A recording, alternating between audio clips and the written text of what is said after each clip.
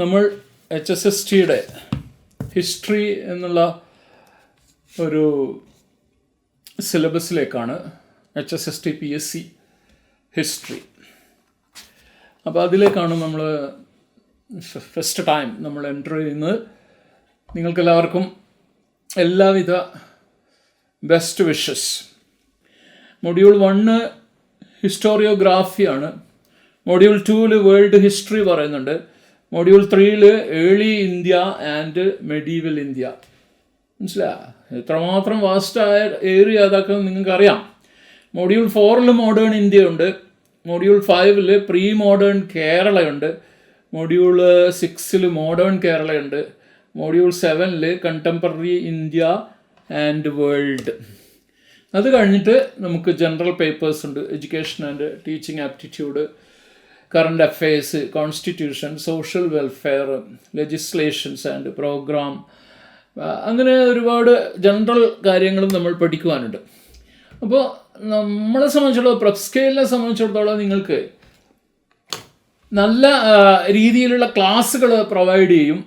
എല്ലാ മൊഡ്യൂളിലും ഓരോ യൂണിറ്റായിട്ട് ഡിവൈഡ് ചെയ്ത് ആ യൂണിറ്റിനെ തന്നെ കുറച്ചുകൂടി ഫർദർ ഡിവൈഡ് ചെയ്ത് വളരെ ഡീറ്റെയിൽഡ് ആയിട്ട് തന്നെ ഇവിടെ പഠിപ്പിക്കും. അപ്പോൾ ഇന്നിപ്പോൾ ഞാൻ ചെറിയൊരു സെഷനിൽ ഹിസ്റ്റോറിയോഗ്രാഫി എന്നുള്ളതിൻ്റെ ഒരു തുടക്കം അങ്ങോട്ട് ഇടുകയാണ്. അത് മുഴുവനായിട്ടും ഈ ക്ലാസ്സിൽ തന്നെ തീരുകയില്ല, അടുത്ത ക്ലാസ്സിലേക്ക് അത് പോകും. അങ്ങനെ ഓരോ സെക്ഷനും ഫർദർ ഡിവൈഡ് ചെയ്തിട്ടാണ് നിങ്ങൾക്ക് ക്ലാസ് തരിക. അങ്ങനെ നിങ്ങൾ ക്ലാസ് തന്നു കഴിഞ്ഞാൽ നിങ്ങൾക്ക് PPT ആയിട്ട് കിട്ടുന്ന ആ PPTയിലുള്ള പോയിൻറ്റ്സ് മുഴുവൻ തന്നെ PDF ആയിട്ട് നിങ്ങൾക്ക് തരും. അപ്പോൾ ഈ PPT നിങ്ങൾ സ്ലൈഡിൽ, ഇപ്പോൾ നമ്മൾ സ്ലൈഡിൽ കാണുന്ന ഇതില്ലേ, ഈ മാറ്റർ ഉണ്ടല്ലോ, അത് മുഴുവൻ തന്നെ എല്ലാ സ്ലൈഡിലുള്ള മാറ്ററും നിങ്ങൾക്ക് PPT ആയിട്ട് ആപ്പിൽ ഇട്ട് തരും. അതിനുശേഷം പിന്നീട് കുറച്ചുകൂടി മൊഡ്യൂൾസ് അല്ലെങ്കിൽ കുറച്ചുകൂടി ഡിവിഷൻസ് നമ്മൾ കഴിഞ്ഞ് പോകും തോറും നിങ്ങൾക്ക് MAQ, അതായത് മൾട്ടിപ്പിൾ ചോയ്സ് ക്വസ്റ്റ്യൻസ്, ഇതിനോട് റിലേറ്റഡ് ആയിട്ടുള്ള ക്വസ്റ്റ്യൻസ് എല്ലാം തന്നെ തന്നുകൊണ്ടിരിക്കും. അപ്പോൾ നമ്മളെ സംബന്ധിച്ചിടത്തോളം ഹിസ്റ്ററി എന്നതാണ്. ഇപ്പോൾ എന്താണ് ഹിസ്റ്ററി എന്നതൊന്നും നിങ്ങളോട് പറഞ്ഞു തരേണ്ട ആവശ്യമില്ല. ആർക്കും തന്നെ ഹിസ്റ്ററി കറക്റ്റായിട്ട് ഡിഫൈൻ ചെയ്യാൻ കഴിഞ്ഞിട്ടില്ല എന്നുള്ളത് മറ്റൊരു കാര്യം. നമുക്കറിയാം, ഹ്യൂമൻ ഹിസ്റ്ററി എന്നാണ് നമ്മൾ പഠിക്കുന്ന ഹിസ്റ്ററി കൊണ്ട് ഉദ്ദേശിക്കുന്നത്. അല്ലാതെ ജന്തുലോകത്തിൻ്റെ ഹിസ്റ്ററിയോ അല്ലെങ്കിൽ ഭൂമിയുടെ ഹിസ്റ്ററിയോ സൗരയൂഥത്തിൻ്റെ ഹിസ്റ്ററിയോ അതൊന്നും അല്ല നമ്മൾ പഠിക്കാൻ ഉദ്ദേശിക്കുന്നത്. അതിനൊക്കെ നമുക്ക് വേണമെങ്കിൽ റിലേഷൻ ഉണ്ടാവും, റിലേറ്റഡ് ആയിരിക്കാം. പക്ഷെ നമ്മൾ പഠിക്കാൻ ഉദ്ദേശിക്കുന്ന പ്രധാനപ്പെട്ടത് ഹ്യൂമൻ ബീയിങ്സിൻ്റെ, മാൻകൈൻഡിൻ്റെ ഹിസ്റ്ററിയാണ്. അപ്പോൾ മാൻകൈൻഡിൻ്റെ ഹിസ്റ്ററി എന്നത് നമ്മൾ മനസ്സിലാക്കേണ്ടത്, മാൻകൈൻഡ് എന്നത് ഭൂമിയിലുണ്ടായത് ഒരു 3 ലക്ഷം വർഷങ്ങൾക്ക് മുമ്പാണെന്ന് എല്ലാവർക്കും അറിയാം. 3 ലക്ഷം വർഷങ്ങൾക്ക് മുമ്പ് ആഫ്രിക്കയിലുണ്ടായ ആദിമ മനുഷ്യന്മാർ, അതിനെക്കുറിച്ചൊക്കെ നമുക്ക് ഗവേഷകന്മാരുടെ ഇടയിലുള്ള അഭിപ്രായ വ്യത്യാസങ്ങളൊക്കെ മാറ്റിവെച്ചാൽ, ആഫ്രിക്കയിൽ നിന്ന് യവന്മാർ മൈഗ്രേറ്റ് ചെയ്തു പോവുകയാണ് പല ഭാഗത്തല്ല. നമുക്ക് ലാസ്റ്റ് ഐസ് ഏജിനെ കുറിച്ചൊക്കെ നമ്മൾ മനസ്സിലാക്കിയിട്ടുണ്ടല്ലോ. അപ്പോൾ ലാസ്റ്റ് ഐസ് ഏജിൽ വരുമ്പോൾ അതിൻ്റെ തുടക്കത്തിൽ യവന്മാർ ആഫ്രിക്കയിൽ നിന്നും എല്ലാ കോണ്ടിനെൻറ്റ്സിലേക്കും യവന്മാർ മൈഗ്രേറ്റ് ചെയ്ത് പോയി. അപ്പോൾ നമുക്കൊരു ചോദ്യം വരും, എല്ലാ കോണ്ടിനെൻറ്റ്സിലേക്കും മൈഗ്രേറ്റ് ചെയ്ത് പോയിട്ടുണ്ടോ എന്ന്. അതാണ്. അപ്പോൾ നമ്മളൊരു ഫാക്റ്റ് പഠിക്കുമ്പോൾ അതിലൊരു എക്സെപ്ഷൻ എന്താണ് എന്നുള്ള രീതിയിലാണ് PSCയുടെ ചോദ്യങ്ങൾ വരിക. അപ്പോൾ എല്ലാ കോണ്ടിനെൻറ്റിലേക്കും പോയിട്ട് ഉണ്ടോ എന്ന് ചോദിച്ചാൽ ഇല്ല. അന്റാർട്ടിക്ക ഒഴികെ. അന്റാർട്ടിക്കയിലേക്ക് യവന്മാർ എത്തിയിട്ടില്ല. ബാക്കി എല്ലാ കോണ്ടിനെൻറ്റ്സിലേക്കും ഭൂഖണ്ഡങ്ങളിലേക്കും യവന്മാർ മൈഗ്രേറ്റ് ചെയ്ത് പോയിട്ടുണ്ട്. മനസ്സിലായോ? 12,000 വർഷങ്ങൾക്ക് മുമ്പ്, അതായത് ഐസ് ഏജിൻ്റെ, ഹിമയുഗത്തിൻ്റെ ഐസ് ഏജിൻ്റെ അവസാന ഘട്ടം ആകുമ്പോഴേക്ക്, അതായത് 12,000 വർഷങ്ങൾക്ക് മുമ്പ് യവന്മാർ എല്ലാ ഭൂഖണ്ഡങ്ങളും, അന്റാർട്ടിക്ക ഒഴികെ ബാക്കി എല്ലാ ഭൂഖണ്ഡങ്ങളിലും സ്പ്രെഡായി കഴിഞ്ഞിട്ടുണ്ട്. അപ്പോൾ ഇവന്മാരെ സംബന്ധിച്ചിടത്തോളം ആദ്യമൊക്കെ ഹണ്ടിങ്, അല്ലാതെ നിങ്ങൾക്കറിയാം, ഹണ്ടർ ഗാദറർ എന്നാണ് ഇവരെ പറയുക. ഹണ്ടിങ്ങിലൂടെ ജീവിതമാർഗം തേടിക്കൊണ്ട് നടന്ന ആൾക്കാരാണ് ഇവർ. അപ്പോൾ ഇവരെ സംബന്ധിച്ചിടത്തോളം പിന്നീട് ഒരുപാട് വർഷങ്ങൾക്ക് ശേഷമാണ് ഇവർ പിന്നെ ഒരു സ്ഥലത്ത് താമസിക്കാൻ തുടങ്ങി. അത് നിങ്ങൾക്കറിയാം, വളരെ നന്നായിട്ട് അറിയാം. ഫാമും കന്നുകാലി മേയ്ക്കലുകൾ ഒക്കെ കൂടി അവർ ചില നദീതീരങ്ങളിലും മറ്റും സംഘടിച്ച് താമസിക്കാൻ തുടങ്ങി. അതിൽ പിന്നീടാണ് സിവിലൈസേഷൻ്റെ, നാഗരികതയുടെ ഉദയം ഉണ്ടാകുന്നത് എന്നും നിങ്ങൾക്ക് വളരെ നന്നായിട്ട് അറിയാം. നിങ്ങളെ സംബന്ധിച്ചിടത്തോളം നാഗരികത അത്തരം കാര്യങ്ങളെല്ലാം കുറച്ചുകൂടി ഡീറ്റെയിൽഡ് ആയിട്ട് പിന്നീട് പഠിക്കുന്നുണ്ട്. പിന്നീട് നിങ്ങൾക്ക് പഠിക്കേണ്ടി വരും. ഇപ്പോൾ മെസപ്പൊട്ടോമിയൻ സംസ്കാരവും ഈജിപ്ഷ്യൻ സംസ്കാരവും അതുപോലെ സിന്ധു നദീതട സംസ്കാരവും ചൈനീസ് നാഗരികതയും എല്ലാം തന്നെ നമുക്ക് വിശദമായിട്ട് പിന്നീട് അനലൈസ് ചെയ്യേണ്ടതാണ്. അത്തരം കാര്യങ്ങളിലല്ല നമ്മൾ ഇന്നത്തെ ഫസ്റ്റ് ടോപ്പിക് എന്ന് പറഞ്ഞാൽ മൊഡ്യൂൾ 1 ഹിസ്റ്റോറിയോഗ്രാഫി എന്നതാണ് നമ്മുടെ ടോപ്പിക്ക്. അപ്പോൾ നമ്മൾ ടോപ്പിക്കായ ഹിസ്റ്റോറിയോഗ്രാഫി എന്നുള്ള വേർഡ് അത് തന്നെ അതിൻ്റെ അക്കാഡമിക് സെൻസിൽ ഉപയോഗിച്ച് വരുന്നത് 19th സെഞ്ച്വറിയിലാണ്. 19th സെഞ്ച്വറിയിലാണ് ഹിസ്റ്ററി എന്നതിൻ്റെ അപ്പുറം ഹിസ്റ്ററി ഓഫ് ഹിസ്റ്ററി എന്ന് പറയുന്ന ഹിസ്റ്റോറിയോഗ്രാഫി എന്നത് അക്കാഡമിക്കലായിട്ട് പഠിപ്പിച്ച് തുടങ്ങിയതും അനലൈസ് ചെയ്യപ്പെടുന്നതും 19th സെഞ്ച്വറിയിലാണ്. നമുക്കറിയാം ലിയോപോൾഡ് വോൺ റാങ്ക്, അതായത് father of modern source based history, father അല്ലെങ്കിൽ founder of modern source based history എന്നത്, സോഴ്സ് ബേസ്ഡ് ഹിസ്റ്ററി എന്നത് ഈ ഹിസ്റ്റോറിയോഗ്രാഫിയുടെ തുടക്കമാണ്. അതിൻ്റെ മോഡേൺ 19th സെഞ്ച്വറിയിലെ അതിൻ്റെ ഫാദർ എന്ന് വേണമെങ്കിൽ ഫൗണ്ടർ എന്ന് നമുക്ക് വിളിക്കാൻ കഴിയുന്നത് ലിയോപോൾഡ് വാൻ റൈങ്ക് എന്ന വ്യക്തിയാണ്, എന്ന ഹിസ്റ്റോറിയനാണ്. മനസ്സിലായോ? അപ്പോൾ അദ്ദേഹത്തിൻ്റെ history of Latin and Teutonic people from 1494 to 1494 മുതൽ 1514 വരെയുള്ള history of Latin and Teutonic. Teutonic എന്ന് പറഞ്ഞാൽ എന്താ? ജർമാനിക്. ആ ജർമാനിക് പീപ്പിളിൻ്റെ മൊത്തം ഹിസ്റ്ററി അത് അദ്ദേഹം 1824 പബ്ലിഷ് ചെയ്ത ബുക്കാണ്. അതിൽ പിന്നെ ഈ ലിയോപോൾഡ് വാൻ റാങ്കിനെ നമ്മൾ ഹിസ്റ്റോറിയോഗ്രാഫിയുടെ മോഡേൺ ഫൗണ്ടർ ആയിട്ട് കണക്കിൽ എടുക്കുന്നു. അതുകൂടാതെ നമുക്ക് 19th സെഞ്ച്വറിയിൽ കാൾ മാർക്സ് വരുന്നുണ്ട്. കാൾ മാർക്സിൻ്റെ കമ്മ്യൂണിസ്റ്റ് മാനിഫെസ്റ്റോ എന്നതും 1848 പബ്ലിഷ് ചെയ്തത്. അത് ഫ്രെഡറിക് എംഗൽസും അതിൻ്റെ കൂടെ അദ്ദേഹത്തിൻ്റെ കൂടെ കോ റൈറ്ററായിട്ട് ഉണ്ടായിരുന്നു. അദ്ദേഹത്തിൻ്റെ ദാസ് ക്യാപിറ്റൽ പിന്നീട് 1867 വന്നു. Communist manifesto 1848 Das capital volume 1 1867 വന്നു. അപ്പോൾ ഇദ്ദേഹത്തെ നമ്മൾ ഹിസ്റ്റോറിയോഗ്രാഫർ, 19th സെഞ്ച്വറിയിലെ ഹിസ്റ്റോറിയോഗ്രാഫറായിട്ട് കണക്കുകൂട്ടുന്ന ആളാണ് കാൾ മാർക്സും. അതുപോലെ തന്നെയാണ് എഡ്വേർഡ് ഗിബ്ബണും. എഡ്വേർഡ് ഗിബ്ബൺ 1776 അദ്ദേഹത്തിൻ്റെ ഫസ്റ്റ് വർക്ക് പബ്ലിഷ് ചെയ്തിട്ടുണ്ട്.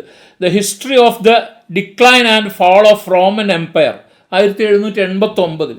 The history of the decline and fall of Roman empire എന്നുള്ള എഡ്വേർഡ് ഗിബ്ബണിൻ്റെ.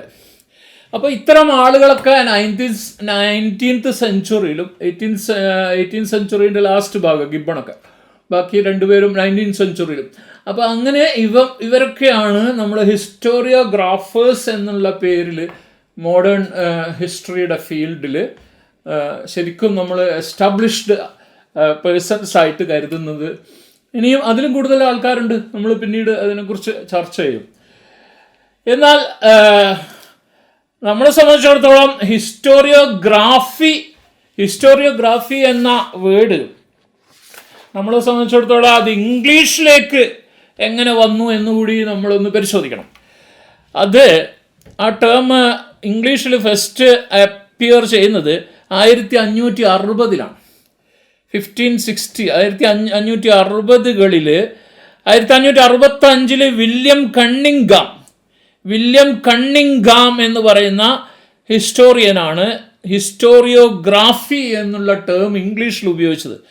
അത് 1565 അദ്ദേഹം ശരിക്കും ആ ടേം ഉപയോഗിക്കുന്നത്. മനസ്സിലായോ? അപ്പോൾ originating with Greek historians like Herodotus 15th century. അപ്പോൾ അതിനെ സംബന്ധിച്ചിടത്തോളം നമ്മൾ ഇംഗ്ലീഷിൽ വന്നത് അദ്ദേഹം ഉപയോഗിച്ചു എന്ന് മാത്രമേ. ഇംഗ്ലീഷിൽ ഈ ഹിസ്റ്റോറിയോഗ്രാഫി എന്നുള്ള പേര് വില്യം കണ്ണിങ്ഗാം ഉപയോഗിച്ചു എന്ന് മാത്രമേ നമ്മൾ അതിന് മനസ്സിലാക്കേണ്ടുള്ളൂ. പക്ഷെ നമ്മളെ സംബന്ധിച്ചിടത്തോളം ശരിക്കുള്ള ഹിസ്റ്റോറിയോഗ്രാഫർ അതിലും മുമ്പ് തന്നെ ഗ്രീക്കിൽ ജീവിച്ചിരുന്ന ഹെറോഡോട്ടസ് ഒക്കെയാണ്. അപ്പോൾ ഗ്രീക്കുകാരായ ഹിസ്റ്റോറിയൻസ് വളരെ പ്രധാനപ്പെട്ട ഹിസ്റ്റോറിയോഗ്രാഫേഴ്സ് ആയിട്ട് അന്ന് മാറിയിട്ടുണ്ട് ഹിസ്റ്റോറിയൻസ്. പക്ഷെ ഹിസ്റ്റോറിയോഗ്രാഫി എന്ന അക്കാഡമിക്കലായിട്ട് നമ്മൾ കൈകാര്യം ചെയ്ത് തുടങ്ങിയത് 19-ാം നൂറ്റാണ്ടിൽ എന്ന് മാത്രമേ ഉള്ളൂ. 18-ാം നൂറ്റാണ്ടിൻ്റെ അവസാനവും 19-ാം നൂറ്റാണ്ട് മുതലും. അപ്പോൾ നമുക്ക് ഹിസ്റ്ററിയെക്കുറിച്ച് ജസ്റ്റ് ഒന്ന് നോക്കാം. ഹിസ്റ്ററി എന്താണ്? History is the systematic study of the past focusing on human past എന്നാണ്.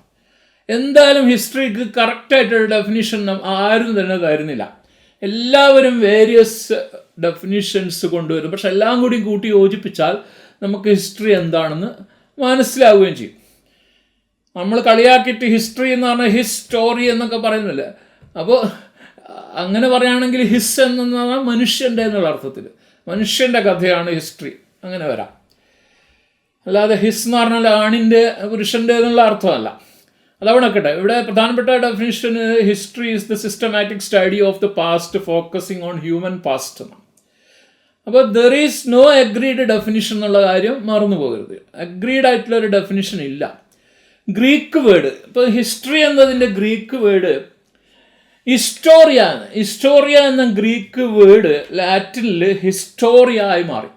അതിൽ നിന്നാണ് നമ്മുടെ ഹിസ്റ്ററി എന്നുള്ള വേർഡ് വരുന്നത്. അപ്പോൾ ഹിസ്റ്റോറിയ എന്ന ലാറ്റിൻ വേർഡിൻ്റെ അർത്ഥം ഇൻഫർമേഷൻ ഗ്യാതേർഡ് ത്രൂ സെർച്ചിങ് ആണ്. സെർച്ചിങ്ങിലൂടെ അല്ലെ അന്വേഷണത്തിലൂടെ ഇൻഫർമേഷൻ ഗ്യാദർ ചെയ്യുന്നതാണ് ഉദ്ദേശിക്കുന്നത്. അപ്പോൾ അവിടെ തന്നെ തുടങ്ങി നമ്മളെ ഹിസ്റ്റോറിയോഗ്രാഫിയുടെ ഒരു ടെൻഡൻസി. സെർച്ചിങ്ങിലൂടെ, അന്വേഷണത്തിലൂടെ. അന്വേഷണം എന്നത് ഹിസ്റ്റോറിയോഗ്രാഫിയുടെ പ്രധാനപ്പെട്ട ഒരു ഫീച്ചർ കൂടിയാണ്. ഓക്കെ, ഇനി ഹിസ്റ്ററി എന്നുള്ളതിൻ്റെ ജർമ്മൻ വേർഡ് ഗസ്റ്റിഷെ എന്നുള്ള സ്പെല്ലിങ് നോക്കാം. ജർമ്മൻ വേർഡാണ് ഹിസ്റ്ററി. അപ്പോൾ നമുക്ക് അറബിക്കിലേക്ക് വരുമ്പോൾ ഹിസ്റ്ററി എന്നുള്ളതിൻ്റെ അറബിക്ക് വേർഡ് താരീഖ് എന്നാണ്. താരീഖ്. സംസ്കൃതത്തിലേക്ക് വരുമ്പോൾ ഹിസ്റ്ററി എന്നുള്ളതിൻ്റെ വേർഡ് ചരിത എന്നായി. ചരിത, അതാണ് സംസ്കൃതത്തിൽ ചരിത. മനസ്സിലായി? അപ്പോൾ ഹിസ്റ്ററി എന്നത് റിയലിസ്റ്റിക് സ്റ്റോറി ഓഫ് മാൻകൈൻഡ് ആണ്. റിയലിസ്റ്റിക് അല്ലാത്ത സ്റ്റോറികൾ, ഇപ്പോൾ പല ഇതിഹാസ കാവ്യങ്ങളും നമുക്കുണ്ട്. എല്ലാം തന്നെ മതപരമായ കാര്യങ്ങളാണ് വിവരിക്കുന്നത്. അപ്പോൾ അതിന് റിയലിസ്റ്റിക് അല്ല എന്നുള്ള അഭിപ്രായമുള്ള ഒരുപാട് ആളുകളുണ്ടല്ലോ. അപ്പോൾ അങ്ങനെ പാടില്ല, റിയലിസ്റ്റിക് ആയിരിക്കണം. ഹിസ്റ്ററി എന്നത് ഹിസ്റ്ററിയുടെ പ്രധാനപ്പെട്ട ഫീച്ചർ റിയലിസ്റ്റിക്. അതായത് ലിറ്ററേച്ചർ പോലെ ഇമാജിനേഷൻ, ഫാൻറ്റസി, ഭാവനാത്മകമായ കൽപ്പനകൾ, ഇതൊന്നും തന്നെ ഹിസ്റ്ററിയിൽ പാടില്ല. അപ്പോൾ ഹിസ്റ്ററി എന്ന് തോന്നിപ്പിക്കുന്ന രീതിയിൽ കൽപ്പനകൾ, ഫാൻറ്റസി, ഇമാജിനേഷൻ ചേർത്തിട്ട് മുമ്പ് കാലങ്ങളിൽ വർക്കുകൾ വന്നിട്ടുണ്ട്. അതിനെ നമ്മൾ ക്രോണിക്കിൾസ് എന്ന് പറയും. ക്രോണിക്കിൾസ് എന്ന പേരിൽ Scotland, Ireland chronicles, Roman chronicles, അങ്ങനെ ഒരുപാട് ക്രോണിക്കിൾസ്. അതുപോലെ ബാലഡുകൾ, നാടോടി പാട്ടുകൾ, ബാലഡുകൾ, അതുപോലെ ഇതിഹാസങ്ങൾ, ലെജൻഡുകൾ, എപ്പിക്കുകൾ, ഇങ്ങനെ ഫാൻറ്റസിയും ഡ്രാഗൺ, തീത്തുപ്പുന്ന വ്യാളി, ഇങ്ങനെ ഒരുപാട് ഫാൻറ്റാസ്റ്റിക്കലായിട്ട് ഇമാജിനേഷൻ ചേർത്തിട്ട് ഭാവന സമ്പുഷ്ടമായ ക്രോണിക്കിൾസ് ധാരാളം വന്നിട്ടുണ്ട്. പക്ഷെ അതൊന്നും തന്നെ നമ്മൾ ഹിസ്റ്ററി എന്ന കാറ്റഗറിയിൽ പെടുത്തുന്നില്ല. ഹിസ്റ്ററി ആകണമെങ്കിൽ അതിന് ഒരുപാട് ഫീച്ചേഴ്സ് ഉണ്ട്. അതായത് പ്രധാനമായിട്ടും റിയലിസ്റ്റിക് ആയിരിക്കണം. യഥാതഥമായിട്ട് റിയലിസ്റ്റിക്കായിട്ട് depicting details of what happened, where happened, how happened, when happened, why happened. അപ്പം അതിൽ വൈ എന്നത് വേണമെങ്കിൽ ഹിസ്റ്റോറിയോഗ്രാഫിയുടെ ഭാഗത്തേക്ക് മാറ്റി വെച്ച് കഴിഞ്ഞാൽ what happened, where happened, how happened, when happened, ഇതിനെയാണ് നെറേഷൻ എന്ന് പറയുന്നത്. അങ്ങനെ ഒരു നെറേറ്റീവ് വേയിൽ നെറേഷനായിട്ട് വരുമ്പോൾ അതാണ് ഹിസ്റ്ററി. അത് റിയലിസ്റ്റിക് ആയിരിക്കണം എന്ന് ഓർമ്മിക്കുക. അപ്പോൾ ഹിസ്റ്ററിയിൽ there is no role of fantasy, imagination, subjectivity പോലും പാടില്ല. ഹിസ്റ്ററി നമ്മൾ പറഞ്ഞു കൊടുക്കുമ്പോൾ, നെറേറ്റ് ചെയ്യുമ്പോൾ നെറേഷൻ ഒബ്ജക്റ്റീവ് ആയിരിക്കണം. എന്ന് പറഞ്ഞാൽ നമുക്കിഷ്ടപ്പെട്ട മാതിരി നമ്മുടെ ബയസിന്, നമ്മുടെ ഹൃദയത്തിലെ പക്ഷപാതപരമായ കാര്യങ്ങൾ, നമ്മൾ പലരും കൾച്ചറലി റിലീജിയസ്ലി ബയസ്ഡ് ആയിരിക്കും, പൊളിറ്റിക്കലി ബയസ്ഡ് ആയിരിക്കും, നമ്മൾ പലരും തന്നെ ലിംഗ്വിസ്റ്റിക്കലി ബയസ്ഡ് ആയിരിക്കും. അപ്പം നമ്മുടെ ഈ പക്ഷപാതപരമായ ബയസ് ഉണ്ടല്ലോ, അത് ഒരു തരത്തിലും ഹിസ്റ്ററി നറേറ്റ് ചെയ്യുമ്പോൾ ബാധിക്കാൻ പാടില്ല. അപ്പോൾ ഹിസ്റ്ററി എന്ന് പറയുമ്പോൾ ഒബ്ജക്റ്റിവിറ്റി വളരെ പ്രധാനപ്പെട്ടതാണ്. അതിൽ നമ്മുടേതായ വീക്ഷണങ്ങൾ, സബ്ജക്റ്റിവിറ്റി ചേർന്ന് കഴിഞ്ഞാൽ അതിൻ്റെ ക്വാളിറ്റി നഷ്ടപ്പെടും. ഇന്ന് പല മേഖലകളിലും ആധുനിക ലോകത്തിൽ ഹിസ്റ്ററി ഇങ്ങനെ സബ്ജക്റ്റിവിറ്റി ചേർത്തുകൊണ്ട് അവതരിപ്പിക്കപ്പെടുന്നുണ്ട് എന്നുള്ളത് നമ്മൾ പരീക്ഷയെ സംബന്ധിച്ചിടത്തോളം ആവശ്യമില്ലാത്ത ഒരു ഏരിയ ആയതുകൊണ്ട് അത് വിടുന്നു. ഓക്കെ, ഇനി Greeks developed reasoned approach to the past എന്ന് പറയുന്നത്. അപ്പോൾ പാസ്റ്റിനോട്, കഴിഞ്ഞ കാലങ്ങളോട് റീസൺഡായിട്ട്, റീസൺ എന്ന് പറഞ്ഞാൽ റേഷണൽ, യുക്തിപരമായ ഇമാജിനേഷനും ഫാൻറ്റസിയും ഒന്നും കലരാത്ത ഒരു അപ്രോച്ച് ക്രോണിക്കിൾസ്, ഇംഗ്ലണ്ടിലൊക്കെ ആ കാലഘട്ടത്തിൽ ക്രോണിക്കിൾസ് ധാരാളമായിട്ട് ഉടലെടുത്ത കാലങ്ങളിൽ നിന്ന് വ്യത്യസ്തമായി റീസൺ, വിവേകം ഉപയോഗിച്ചുകൊണ്ട് യുക്തിഭദ്രമായിട്ട് ഹിസ്റ്ററിയെ നോക്കിക്കണ്ടത് ഗ്രീക്കുകാരാണ്. ഗ്രീക്കുകാരെ നമുക്കറിയാം, അരിസ്റ്റോട്ടിലൊക്കെ ശരിക്ക് ഫിലോസഫറാണ്. അരിസ്റ്റോട്ടലിൻ്റെ പോയറ്റിക്സ്, അരിസ്റ്റോട്ടിൽ എന്ന് പറഞ്ഞാൽ ഗ്രേറ്റ് ഫിലോസഫറാണ്, എല്ലാ മേഖലയിലും അറിവുള്ള ഫിലോസഫർ. അദ്ദേഹം പോലും ഹിസ്റ്ററി ഓഫ് അഥീനിയൻസ് എന്നും പറഞ്ഞിട്ടുള്ള ഹിസ്റ്ററി ബുക്ക് പഠനങ്ങൾ എഴുതിയിട്ടുണ്ട്. History of അഥീനിയൻസ്. ഓക്കെ, അപ്പോൾ ഗ്രീക്കുകാരാണ് കറക്റ്റായിട്ട് ഇമാജിനേഷനും ഫാൻറ്റസിയും ഒന്നും ഉൾപ്പെടുത്താതെ എഴുതിയത്. പക്ഷെ സംഭവം എന്ന് പറഞ്ഞാൽ ഗ്രീക്ക് എഴുത്തുകാർ, ഹിസ്റ്റോറിയൻസ് തുടക്കത്തിലൊക്കെ എന്ത് ചെയ്തിട്ടുണ്ട്? ഡിവൈൻ എലിമെൻറ്റുകൾ ഹിസ്റ്ററിയിൽ ചേർത്തിട്ടുണ്ട്. ഹിസ്റ്ററിയിൽ ഡിവൈൻ എലിമെൻറ്റ് ചേർക്കുക എന്ന് പറഞ്ഞാൽ മനുഷ്യ സംഭവങ്ങൾ ദൈവത്തിൻ്റെ ഒരു കൈകടത്തലോടുകൂടിയാണ് നടക്കുക എന്നത്. അപ്പോൾ ദൈവത്തിൻ്റെ ഒരു കൈകടത്തലോടുകൂടി, ദൈവത്തിൻ്റെ ഒരു, അതിന് പ്രീ ഡെസ്റ്റിൻഡ് എന്ന് പറയും, ഡെസ്റ്റിനി എന്ന് പറയും, വിധി, ഡെസ്റ്റിൻഡ്, പ്രീ ഡെസ്റ്റിൻഡ്. അപ്പോൾ എല്ലാ സംഭവങ്ങളും ദൈവത്തിൻ്റെ ഒരു ഓവർസീയിങ്, ഒരു മേൽനോട്ടത്തിലാണ് സംഭവിക്കുക. അപ്പോൾ ദൈവത്തിൻ്റെ ഇച്ഛാശക്തിക്കനുസരിച്ചിട്ടാണ് നമ്മുടെ സംഭവങ്ങൾ, ഇൻസിഡൻസ്, നമ്മുടെ മനുഷ്യരുടെ ഇടയിലുള്ള സംഭവങ്ങൾ ഉണ്ടാകുന്നത് എന്ന് കുറേയൊക്കെ വിശ്വസിച്ചു എന്നതാണ് ഒരു ചെറിയ ഒരു ഡ്രോബാക്കായിട്ട് ഗ്രീക്ക് ചരിത്രകാരന്മാരെ കുറിച്ച് പറയുന്നത്. തുടക്കത്തിൽ മനസ്സിലാവും. They developed in them the ability to analyse the cause. അപ്പോൾ അവർ ഹിസ്റ്റോറിയോഗ്രാഫി എന്നതിനെക്കുറിച്ച് അവർക്ക് നല്ല ബോധം ഉണ്ടായിരുന്നു. ആ ടേം കറക്റ്റായിട്ട് ഉപയോഗിച്ചില്ലെങ്കിലും ഹിസ്റ്റോറിയോഗ്രാഫിയിലെ വെറും ചരിത്രം നെറേറ്റ് ചെയ്യുന്നതിന് പകരം, ചരിത്രം അങ്ങനെ തന്നെ വിവരിക്കുന്നതിന് പകരം അതിൻ്റെ കോസസ് അനലൈസ് ചെയ്യുന്നു. കോസസ്, ആ ചരിത്ര സംഭവം ഉണ്ടാകാൻ കാരണങ്ങൾ എന്തൊക്കെയാണ് അത് അനലൈസ് ചെയ്യുന്നു. എന്നിട്ട് ആ ചരിത്രത്തിൻ്റെ സംഭവത്തിൻ്റെ ഗതി അങ്ങോട്ട് നെറേറ്റ് ചെയ്യുന്നു. ശരിക്കും ആ നെറേഷൻ എന്ന് പറഞ്ഞാൽ മിഡിൽ പൊസിഷനിലാണ് വരുന്നത്. ആ ചരിത്രത്തിൻ്റെ ഗതി എങ്ങനെയാണ് എന്ന് ആ കോഴ്സ് നെറേറ്റ് ചെയ്യുന്നു. അതുകൂടാതെ അത് കഴിഞ്ഞിട്ട് ആ ചരിത്രത്തിൻ്റെ സംഭവ ഗതിക്ക് ശേഷം ഉണ്ടാകുന്ന കോൺസിക്വൻസസ്, അനന്തരഫലങ്ങൾ, അതിൽ അനന്തരഫലങ്ങൾ എന്തൊക്കെയാണെന്ന് അതുകൂടി എന്താക്കുന്നു, അനലൈസ് ചെയ്യും. അപ്പോൾ കോസസ്, കോഴ്സ്, കോൺസിക്വൻസ് ഇങ്ങനെ അനലൈസ് ചെയ്തു പോകുന്നതുകൊണ്ടാണ് ഹിസ്റ്റോറിയോഗ്രാഫിയുടെ തുടക്കം ഗ്രീക്കിലുണ്ട് എന്ന് നമ്മൾ പറയുന്നത്. കാരണം ഈ 3 സ്റ്റെപ്പും ഹിസ്റ്റോറിയോഗ്രാഫിക്ക് വേണ്ട സ്റ്റെപ്പുകൾ തന്നെയാണ്. ഇനി നമ്മളെ സംബന്ധിച്ചിടത്തോളം ഗ്രേറ്റസ്റ്റ് ഹിസ്റ്റോറിയോഗ്രാഫർ എന്ന് വിളിക്കുന്ന ഗ്രീക്ക് ചരിത്രകാരൻ മറ്റാരുമല്ല, ഹെറോഡോട്ടസ്. ഹെറോഡോട്ടസും അദ്ദേഹത്തിന് ശേഷം വന്ന തൂസിഡൈഡസും ഇവർ രണ്ടുപേരും ഗ്രേറ്റസ്റ്റ് ഹിസ്റ്റോറിയൻസും നമ്മളെ അനുഭവത്തിൽ ഹിസ്റ്റോറിയോഗ്രാഫേഴ്സും ആയിരുന്നു. ഹെറോഡോട്ടസും തൂസിഡൈഡസും നല്ല ഹിസ്റ്റോറിയൻസൊക്കെ ഹിസ്റ്റോറിയോഗ്രാഫേഴ്സ് കൂടിയാണ്. മനസ്സിലാണോ? കാരണം നമ്മൾ നേരത്തെ പറഞ്ഞ കോസ്, കോഴ്സ്, കോൺസിക്വൻസ്. ഇങ്ങനെയുള്ള 3 സ്റ്റെപ്പുകളിൽ കൂടെ ഹിസ്റ്ററി അവതരിപ്പിക്കുമ്പോൾ വെറും ഹിസ്റ്ററി നറേഷൻ അല്ല, ഹിസ്റ്റോറിയോഗ്രാഫിക് പ്രസൻറ്റേഷനായിട്ട് മാറും. സെയിൻറ്റ് ഓഗസ്റ്റിനെ സംബന്ധിച്ചിടത്തോളം നമ്മൾ നോക്കുകയാണെങ്കിൽ സ്പിരിച്വൽ മീനിങ്, ഞാൻ പറഞ്ഞല്ലോ ഡിവൈനായിട്ട് ദൈവികമായ ചില ഇൻ്റർഫിയറൻസ് ഹിസ്റ്ററിയിലുണ്ട് എന്ന് സ്പിരിച്വൽ മീനിങ് ഹിസ്റ്ററിയിലേക്ക് അപ്ലൈ ചെയ്തത് സെയിൻറ്റ് ഓഗസ്റ്റിനാണ്. അത് പറഞ്ഞുകൊണ്ട് Aristotle also made historic contribution in his works. അത് ഞാൻ നേരത്തെ പറഞ്ഞല്ലോ. യെസ്, അരിസ്റ്റോട്ടിലിൻ്റെ അഭിപ്രായത്തിൽ, അരിസ്റ്റോട്ടിൻ്റെ കാലഘട്ടം 384 മുതൽ 322 BC ആണ്. അപ്പോൾ അരിസ്റ്റോട്ടലിൻ്റെ അഭിപ്രായത്തിൽ history is N account of the unchanging past എന്നാണ്.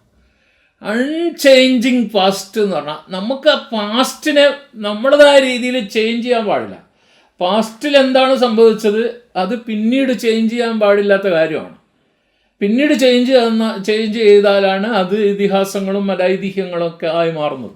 അപ്പോൾ പാസ്റ്റിൽ എന്താണ് റിയലിസ്റ്റിക് ആയി സംഭവിച്ചത്, അതിൻ്റെ അൺചേഞ്ചിങ് ആയ ആ പാസ്റ്റിൻ്റെ അൺചേഞ്ച്ഡ് ആയിട്ടുള്ള വിവരണം, അക്കൗണ്ട് എന്ന് പറഞ്ഞാൽ വിവരണം, അതാണ് ഹിസ്റ്ററി എന്നാണ് അരിസ്റ്റോട്ടിൽ പറഞ്ഞ ഡെഫിനിഷൻ. മറന്നുകൊണ്ടാണ്. അതുപോലെ ചില ഡെഫിനിഷൻസ് ഞാൻ പറയാൻ പോവാണ്. ഇതിൽ ബൈഹാർട്ട് പഠിച്ച് വെക്കുന്നത് നല്ലതാണ്. ഒരുപാട് 10-100 ഡെഫിനിഷൻസ് ഉണ്ട്, പക്ഷെ 4-5 ഡെഫിനിഷൻ ബൈഹാർട്ട് പഠിച്ച് വെക്കുന്ന നല്ലതാണ്. E.H. കാർ അദ്ദേഹത്തിൻ്റെ വാട്ട് ഈസ് ഹിസ്റ്ററി എന്ന് പറഞ്ഞാൽ വളരെ ഫേമസ് ആയ ബുക്കാണ്. അതിൽ ഹിസ്റ്ററിയെ ഡിഫൈൻ ചെയ്യുന്നത് history unending dialogue between the present and the past എന്നാണ്. Unending dialogue between the present and past. അപ്പോൾ പ്രസൻറ്റിൻ്റെയും പാസ്റ്റിൻ്റെയും തമ്മിലുള്ള ഒരു ഡയലോഗ് ആണ്. അതിനെ ഫിലോസോഫിക്കലായിട്ട് ഒരുപാട് നമ്മൾ വിവരിക്കേണ്ടി വരും. അതൊരു ക്ലാസ്സിലെ ലെക്ചറിങ്ങിലൂടെയാണ് അതിൻ്റെ ഫിലോസോഫിക്കൽ വശം വിവരിക്കാൻ പറ്റും. തൽക്കാലം നമ്മൾ ആ ഡെഫിനിഷൻ അങ്ങോട്ട് പഠിച്ചു നോക്കാം. ആദ്യമായി പറയട്ടെ, ഇതൊരു ഹിസ്റ്ററി ക്ലാസ്സോ ഇത് ഹിസ്റ്ററി ലെക്ചറിങ്ങോ അല്ല. ഇത് നമ്മളെ HSSTക്ക് വേണ്ടി നിങ്ങൾക്കറിയുന്ന കാര്യങ്ങളൊന്ന് റിഫ്രഷ് ചെയ്തുകൊണ്ട്, കാരണം ഇവിടെ വന്ന് ജോയിൻ ചെയ്ത കുട്ടികളെക്കുറിച്ച് നന്നായിട്ട് അറിയാം. ഹിസ്റ്ററിയിൽ ഒരുപക്ഷെ എന്നെക്കാളും അവഗാഹമുള്ള ആളുകളായിരിക്കും. അപ്പോൾ നിങ്ങൾ പഠിച്ചു വെച്ച കാര്യങ്ങൾ നിങ്ങളോട് റിഫ്രഷ് ചെയ്യാൻ വേണ്ടിയും നിങ്ങളോട് ചിലത് റിമൈൻഡ് ചെയ്യാൻ വേണ്ടിയുമുള്ള ക്ലാസ്സുകളാണ്. ഈ ക്ലാസ്സുകളിലൂടെ പരമാവധി നിങ്ങൾക്ക് പരീക്ഷയ്ക്ക് വേണ്ട പോയിൻറ്റ്സ് നിങ്ങളുടെ മൈൻഡിലേക്ക്, നിങ്ങളുടെ ഉള്ളിലേക്ക് എത്തിക്കുക എന്നതാണ് ഇതിൻ്റെ ലക്ഷ്യം. അല്ലാതെ ഇതൊരു ട്രമൻഡസ് ആയിട്ടുള്ള ഒരു ലെക്ചർ എക്സ്പീരിയൻസ് ആയിട്ട് ഒരിക്കലും നിങ്ങൾ കണക്കിലെടുക്കില്ല എന്ന് എനിക്കറിയാം. ഓക്കെ, ഇപ്പോൾ അരിസ്റ്റോട്ടിൻ്റെ കാര്യം നമ്മൾ പറഞ്ഞു. അടുത്തതായിട്ട് തോമസ് കാർലിലിൻ്റെ ഹിസ്റ്ററിയുടെ ഡെഫിനിഷനും വളരെ ഫേമസ് ആണ്. അദ്ദേഹം പറഞ്ഞത് history is the essence of innumerable biographies. History എന്നത് മാൻ്റെ ആണ് ഹിസ്റ്ററി, അല്ലാണ്ട് ആടിൻ്റെയോ പട്ടീൻ്റെയോ ഒന്നല്ല ഹിസ്റ്ററി മാൻ്റെ ആണ്. മാൻ്റെ ഹിസ്റ്ററി ബയോഗ്രാഫികളാണ്. അപ്പോൾ ഓരോ ഹിസ്റ്റോറിക് പേഴ്സൻ്റെയും ബയോഗ്രാഫി ഇന്യൂമറബിൾ എസൻസ് ഉണ്ട്. എസൻസ് എന്ന് പറഞ്ഞാൽ അതിൻ്റെ സത്ത. അപ്പോൾ ഇന്യൂമറബിൾ എന്ന് പറഞ്ഞാൽ എണ്ണിത്തിട്ടപ്പെടുത്താൻ കഴിയാത്തത്ര ബയോഗ്രാഫികളുടെ എസൻസ് എടുത്തിട്ടാണ് ഹിസ്റ്ററി ഉണ്ടാകുന്നത് എന്നാണ് തോമസ് കാർലൈൽ പറഞ്ഞിട്ടുള്ളത്. കാൾമാർക്സ് ഹിസ്റ്ററിയെ ഡിഫൈൻ ചെയ്തത് എന്നാണ് നമ്മൾ അറിയേണ്ടതുണ്ട്. The activity of men in pursuit of their end എന്ന് പറഞ്ഞാൽ എന്താ, ലക്ഷ്യം, ഗോൾ. ഓരോ മനുഷ്യനും അവൻ്റെ ലക്ഷ്യം നേടാൻ വേണ്ടി ചെയ്യുന്ന പ്രവൃത്തികളുടെ ആകത്തുകയാണ് ചരിത്രം. കാൾമാർക്സ് പറഞ്ഞു. ലോർഡ് ആക്ടൺ പറഞ്ഞത് history is the unfolding story of human freedom എന്നാണ്. മനുഷ്യൻ്റെ സ്വാതന്ത്ര്യത്തിലേക്കുള്ള മൂവ്മെൻറ്റിൻ്റെ കഥയാണ് ഹിസ്റ്ററി എന്ന് ലോർഡ് ആക്ടൺ പറഞ്ഞിരിക്കുന്നു. മനസ്സിലായി? അപ്പോൾ ഇങ്ങനെ ഒരുപാട് ഹിസ്റ്ററിയുടെ ഡെഫിനിഷൻസ് ഉണ്ട്. ഇനിയും നിങ്ങൾക്ക് നോട്ട്സുകളുടെ രൂപത്തിൽ ഡെഫിനിഷൻസ് തരുന്നതായിരിക്കും. അപ്പോൾ ഒരുപാട് ഡെഫിനിഷൻസ് കിട്ടിയത് കൊണ്ട് കറക്റ്റായിട്ടുള്ള സൂപ്പർ ഡെഫിനിഷൻ ഏതാണെന്ന് പറയാനൊന്നും പറ്റില്ല ഹിസ്റ്ററി. അപ്പോൾ എല്ലാ ഡെഫിനിഷൻസും വായിച്ചു കഴിഞ്ഞാൽ നമുക്ക് ഹിസ്റ്ററിയുടെ ചില ക്യാരക്ടറിസ്റ്റിക്സ് മനസ്സിലാവും. ഹിസ്റ്ററിയുടെ ക്യാരക്ടറിസ്റ്റിക്സ് നമുക്ക് ഈ ഡെഫിനിഷൻസ് എല്ലാം വായിച്ചു കഴിഞ്ഞാൽ കിട്ടും. അത് നമ്മളൊന്ന് പരീക്ഷയ്ക്ക് വേണ്ടി ഓർമ്മിച്ച് വെച്ചേക്കണം. എന്തൊക്കെയാണ് ഹിസ്റ്ററിയുടെ ക്യാരക്ടറിസ്റ്റിക്സ്? അത് നമ്പർ 1, 2, 3 എന്ന രീതിയിൽ ഇവിടെ കൊടുത്തിട്ടുണ്ട്. നിങ്ങൾക്ക് ഓർമ്മിക്കാൻ സൗകര്യത്തിന് വേണ്ടി അങ്ങനെ കൊടുത്താണ്. ഒന്നാമതായി ക്രൊണോളജിക്കലായിരിക്കും. ഹിസ്റ്ററി എന്നത് ഒരു ടൈം ലൈനിലൂടെ പറയണം. അപ്പോൾ 1947 പറഞ്ഞിട്ട് 1936 എന്ന് പറയാൻ പാടില്ല. 1947 എന്ന് പറഞ്ഞാൽ 1948, 49, 57 അങ്ങനെ പോകണം. മനസ്സിലായോ? അല്ലാണ്ട് 1947 ചരിത്രം പറയുമ്പോൾ പെട്ടെന്ന് ബാക്കിലേക്ക് പിന്നെ അടുത്ത വരിയിൽ അല്ലെ അടുത്ത സ്റ്റാൻസയിൽ 1400 ചരിത്രം പറഞ്ഞു തുടങ്ങാം. അങ്ങനെ പറയാൻ പാടില്ല. ഒരു സ്ട്രെയിറ്റ് ആയിട്ടുള്ള ലീനിയർ ആയിട്ടുള്ള ഒരു ടൈം ലൈനിലൂടെ ക്രൊണോളജിക്കലായിട്ട് വേണം ഹിസ്റ്ററി പറയാൻ. അതാണ് ഹിസ്റ്ററിയുടെ പ്രധാന. പക്ഷെ നോവലുകൾ അങ്ങനെയല്ല. സാഹിത്യത്തിൻ്റെ നോവലുകൾ നോൺ ലീനിയർ ആയിട്ടാണ് വരിക. നോവലുകൾ വായിക്കുന്ന ആളുകൾക്കറിയാം. ഇന്നിപ്പോൾ ഇന്ന് ഒരാളുടെ ചരിത്രം പറയും, ഒരാളുടെ കഥ പറഞ്ഞ് അത് പെട്ടെന്ന് അയാളുടെ ഫ്ലാഷ് ബാക്കിലൂടെ അയാളുടെ അമ്മേൻ്റെ കഥയായിരിക്കും പിന്നെ പറയാം. അപ്പോൾ അങ്ങനെ പാടില്ല. ഇപ്പോൾ ഷാജഹാനെ കുറിച്ചാണ് പറയുന്നതെങ്കിൽ, അല്ലെ അശോക ചക്രവർത്തിയെ കുറിച്ച് പറയുകയാണെങ്കിൽ അവരുടെയൊക്കെ ശേഷം പിന്നെ ആര് വന്നു അങ്ങനെ പറഞ്ഞു പോകണം. അവരുടെ മുമ്പേ ആര് വന്നു എന്ന് പറയണേ ആദ്യം പറയണം. അങ്ങനെ ക്രൊണോളജിക്കലായ ഒരു എലിമെൻ്റ് എന്തിനുണ്ട്? ഹിസ്റ്ററിക്കുണ്ട്. ഹിസ്റ്ററിയുടെ പ്രധാനപ്പെട്ട ഒരു ക്യാരക്ടറിസ്റ്റിക്കാണ്, ഫീച്ചറാണ്. രണ്ടാമത്തത്, history answers questions about human deeds that affected the destiny of people. Destiny എന്ന് പറഞ്ഞാൽ എന്താ? നമ്മൾ വിധി. അപ്പോൾ ഹ്യൂമൻ ഡെസ്റ്റിനി എന്ന് പറയുന്നത്, വിധി എന്നത് ഒരു തരത്തിൽ ദൈവികമായ രീതിയിലല്ല ഞാനിവിടെ പറയുന്നത്. വിധി എന്നത് മനുഷ്യൻ്റെ അവസ്ഥ എന്നുള്ള അർത്ഥത്തിലാണ്.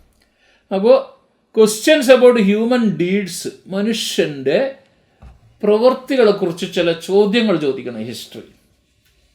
അതെങ്ങനെയാണ്? അപ്പോൾ ഹിസ്റ്ററിയിൽ ചില ചോദ്യങ്ങളുണ്ടാവും.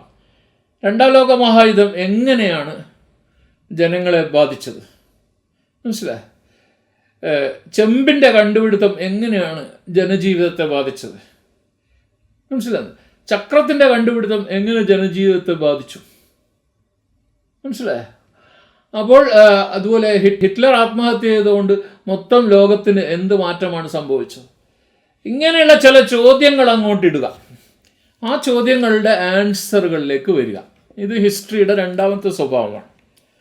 3ാമത്തെ സ്വഭാവം ഹിസ്റ്ററിയുടെ, അതൊരു ഹ്യൂമാനിസ്റ്റിക് ആയിരിക്കണം. ഹിസ്റ്ററി എന്നത് ഹ്യൂമാനിസ്റ്റിക് ആയിരിക്കണം. ഹ്യൂമനിസ്റ്റിക് എന്ന് വേണേൽ പറയാം. അതായത് ഹ്യൂമൻ ലൈഫ് ആയിരിക്കണം ഹിസ്റ്ററി. അല്ലാതെ പട്ടിയുടെയോ പൂച്ചയുടെയോ ലൈഫല്ല, ഹ്യൂമൻ ലൈഫായിരിക്കണം. ഹ്യൂമൻ ലൈഫാണ് ഹിസ്റ്ററിയിലൂടെ വന്നുകൊണ്ടിരിക്കേണ്ടത്. മനസ്സിലാകുന്നുണ്ടോ? ആനിമൽ ഹിസ്റ്ററി എന്ന് പറഞ്ഞിട്ട് അങ്ങനെയൊക്കെ വേർതിരിച്ച് പറയാനൊക്കെ പറ്റുമെങ്കിലും ജനറലായിട്ട് ഹിസ്റ്ററി എന്ന് പറയുന്നത് ഹ്യൂമൻ ലൈഫാണ്. അത് മനുഷ്യരുടെ സോഷ്യോ പൊളിറ്റിക്കൽ സാഹചര്യങ്ങളിലൂടെ മനുഷ്യരുടെ വികസനം, മനുഷ്യരുടെ ലൈഫ് അല്ലെങ്കിൽ സൊസൈറ്റൽ ഡെവലപ്മെൻറ്റ്, ഗ്രോത്ത്, അതിനെക്കുറിച്ചായിരിക്കണം ഹിസ്റ്ററി പറയേണ്ടത്. അതായത് ഹ്യൂമനിസ്റ്റിക് ആയിരിക്കണം. അടുത്തതായിട്ട് ഹിസ്റ്ററിയിൽ പറയുന്നത്, history depends on evidence. History അങ്ങനെ തോന്നിയ പോലെ നമുക്ക് പറയാൻ പറ്റില്ല. തോന്നിയ പോലെ പാറയമേൽ പിന്നെ വലിയ കാലടയാളമുണ്ട്. ആ കാലടയാളം പണ്ടത്തെ ഏതോ ഒരു വലിയ മനുഷ്യനെ പറന്ന് വന്നിട്ട് പാറയമേൽ അങ്ങ് കാല് വെച്ചപ്പോൾ അവൻ്റെ കാലിൻ്റെ അടയാളം അവിടെ വന്നു. ആ മനുഷ്യൻ അവിടെ വന്നതുകൊണ്ട് ഇങ്ങനെ നമുക്ക് തോന്നിയ പോലെ ആരെങ്കിലും എവിടെയെങ്കിലും വന്ന് ഹിസ്റ്ററി ഉണ്ടാവില്ല. ഹിസ്റ്ററി എന്നത് എവിഡൻസ് വേണം. മനസ്സിലായി? എവിഡൻസോടുകൂടിയാണ്, വ്യക്തമായ തെളിവുകൾ, അത് ഓതൻറ്റിക് ആയിരിക്കണം, ആധികാരികമായ തെളിവുകൾ. ആ തെളിവുകൾ ഇൻ്റർപ്രറ്റ് ചെയ്യുക.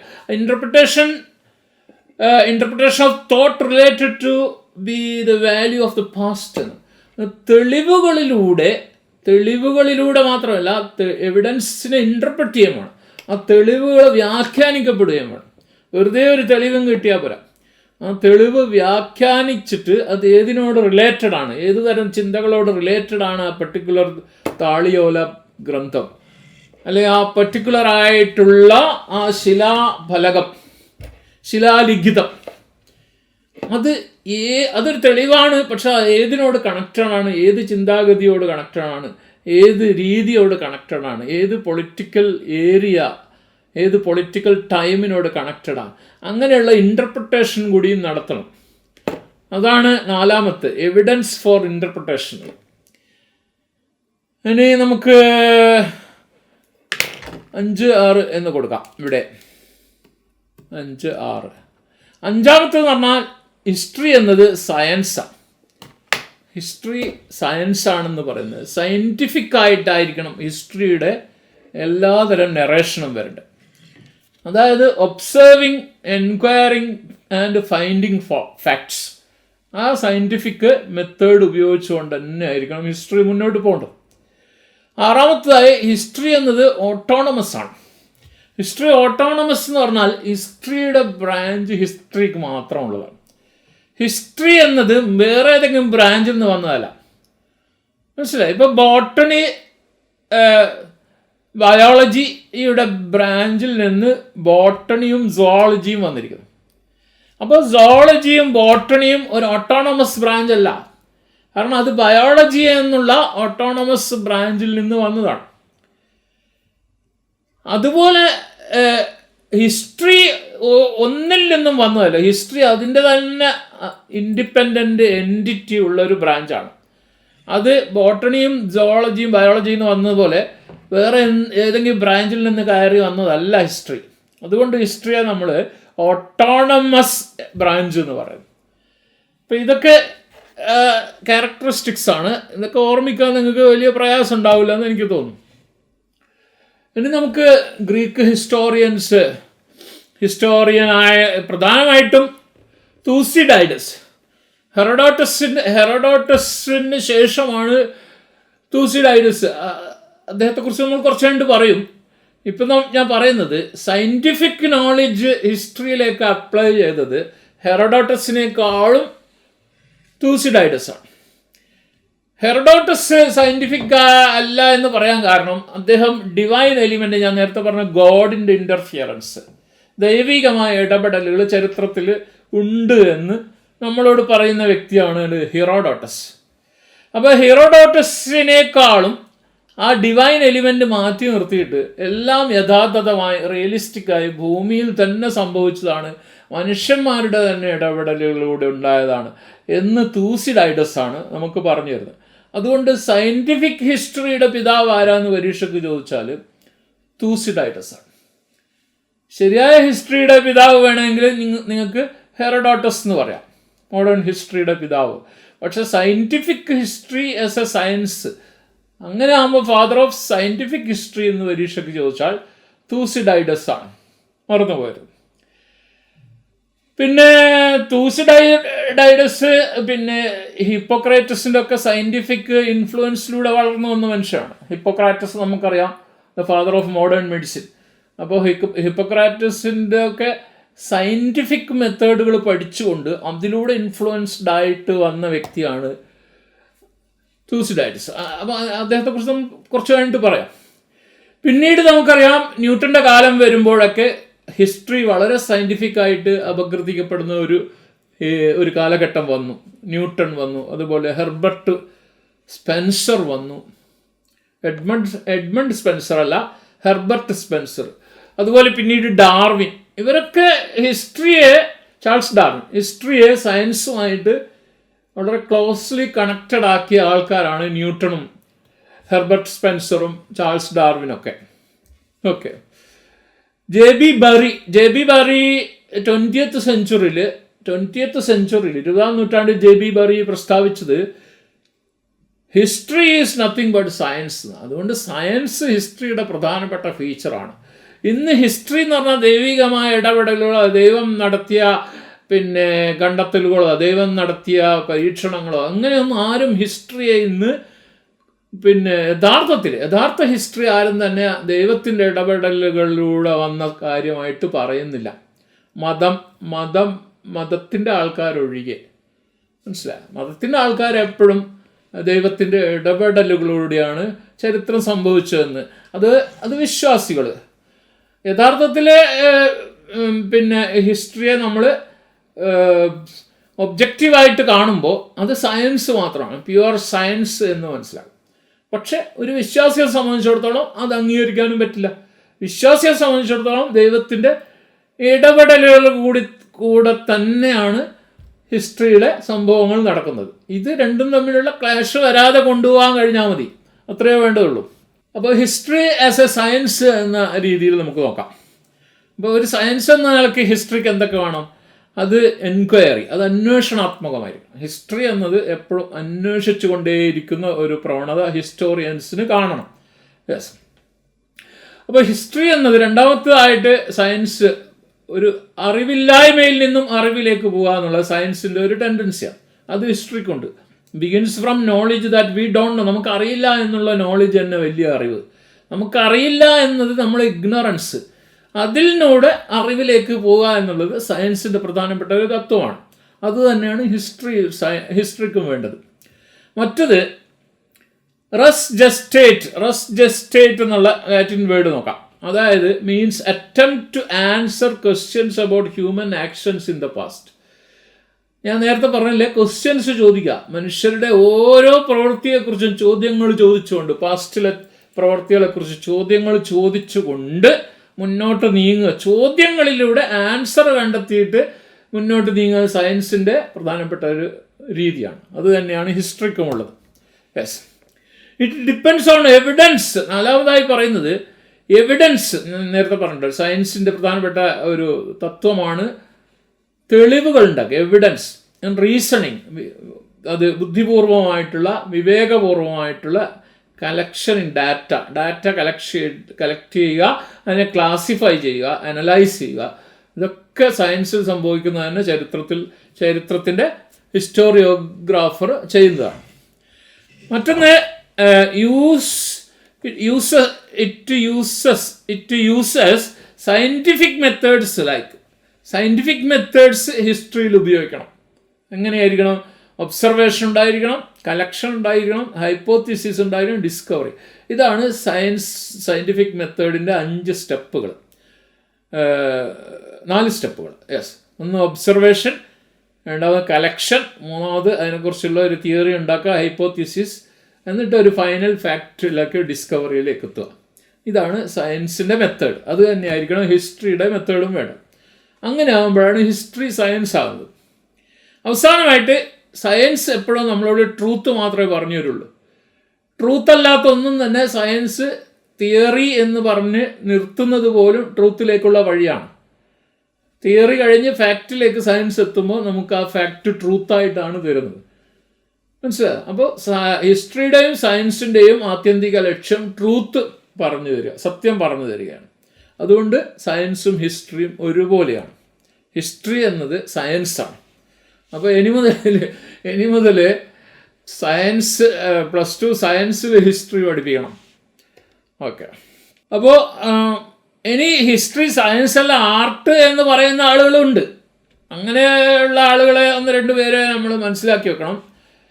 ക്രോസെ ആണ് ഹിസ്റ്ററി ഈസ് ആൻ ആർട്ട് എന്നങ്ങ് പ്രഖ്യാപിച്ചു കളഞ്ഞു. അതുപോലെ ഡിൽത്തയുണ്ട്, A.R. റൗൾസ്, ഇവരൊക്കെ ഹിസ്റ്ററി ആർട്ടാണെന്ന് കരുതുന്നവരാണ്. ഈ ആർട്ടിൻ്റെ പ്രത്യേകത എന്താ? ആർട്ട് കലയാണ്. കല എന്ന് പറഞ്ഞാൽ സബ്ജക്റ്റിവിറ്റി. സബ്ജക്റ്റിവിറ്റി കയറി കൂടുമ്പോൾ ഹിസ്റ്ററി വികൃതമാകും. ഹിസ്റ്ററി വികൃതമാകുമെന്ന് പറഞ്ഞാൽ നമ്മളൊരു സാഹിത്യം എന്ന് പറഞ്ഞാൽ എന്താ?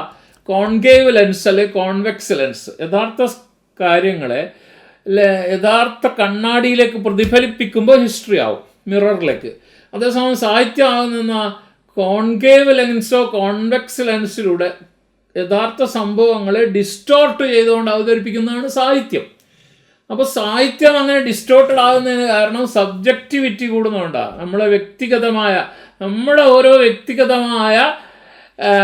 വ്യക്തിഗതമായ ചിന്തകളും നിരൂപിക്കലുകളും അല്ലെങ്കിൽ വിശകലനങ്ങളും ചരിത്രത്തിലേക്ക് കടന്നു വരാൻ പാടില്ലാത്തതാണ്.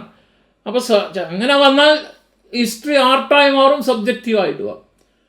അപ്പോൾ ഞാൻ പേഴ്സണലായിട്ട് അല്ലെങ്കിൽ പലരും പേഴ്സണലായിട്ട് ഹിസ്റ്ററിയെ അങ്ങനെ ആർട്ടായിട്ടോ സബ്ജക്റ്റീവായിട്ടോ സങ്കല്പിക്കാൻ ഇഷ്ടപ്പെടുന്നില്ല. മനസ്സിലായോ?